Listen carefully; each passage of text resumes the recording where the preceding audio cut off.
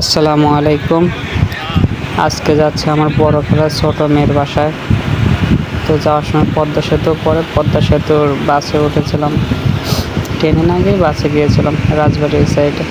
আমরা ছিলাম মাওয়া সাইড থেকে রাজবাড়ির সাইডে যাচ্ছিলাম। তো বাসে উঠলাম, বাসে উঠে পদ্মা সেতুর ভিডিও করলাম। বাসে উঠে পদ্মা সেতুর ভিউটি তোমরা দেখতে থাকো, আমি ভিডিওটি একটু ফাস্ট করে দিচ্ছি।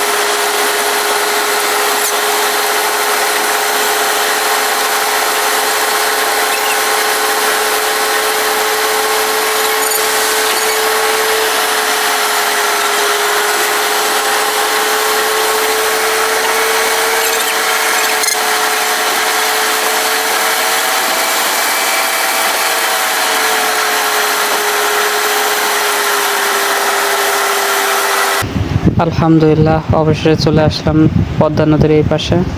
চলো এবার নদীতে যাওয়া যাক। তো নদীতে এসে আমরা নৌকার জন্য বসে আছি।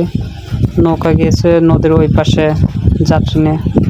যাত্রী নিয়ে আবার নৌকা আসবে, তারপর আমরা আবার ওই পাশে যাব। ওই ছোট্ট একটা দোকান ছিল, ওই দোকানের নিচে সবাই বসেছিল, আমি দূরে এসে ভিডিও শ্যুট করছিলাম। তো আমরা অপেক্ষা করতেছিলাম নৌকা কখন আসবে। সবাই দোকানে বসে চাটা খাচ্ছিল, চা পান। আর এই জায়গা থেকে পদ্মা সেতু দেখা যাচ্ছিল, কিন্তু ঝাপসা দেখা যাচ্ছিল। কুয়াশা নাকি জানি না, ঝাপসা লাগতেছিল পদ্মা সেতু। তো যাই হোক, অবশেষে নৌকা চলে আসে। ওই যে দেখা যাচ্ছে আমাদের নৌকা আসতেছে।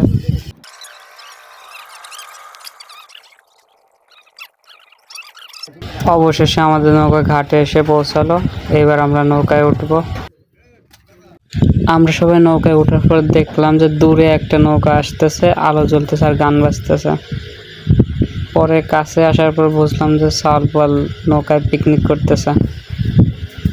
সালপাল রাস্তায় গাড়ি নিয়ে বক্স বাজায়, কিন্তু নৌকা ছাড়লো না, নদী পথে ওরা পিকনিক করা শুরু করে দিয়েছে। একটা নৌকার উপর দুইটা বক্স সম্ভবত ছিল, আর অনেক পোলাপান ছিল। তো ওরা আনন্দ করতেছিল, আনন্দ করতে করতে পদ্মা সেতুর দিক যাচ্ছিল। অবশেষে আমাদের নৌকাটাও স্টার্ট দেয়, আমরাও নদীপথে যাত্রা শুরু করি এবং ওই পাশে আপুদের বাসায় বেড়াতে যাই। তো এখানে আজকের ভিডিওটি শেষ করছি। আল্লাহ হাফেজ।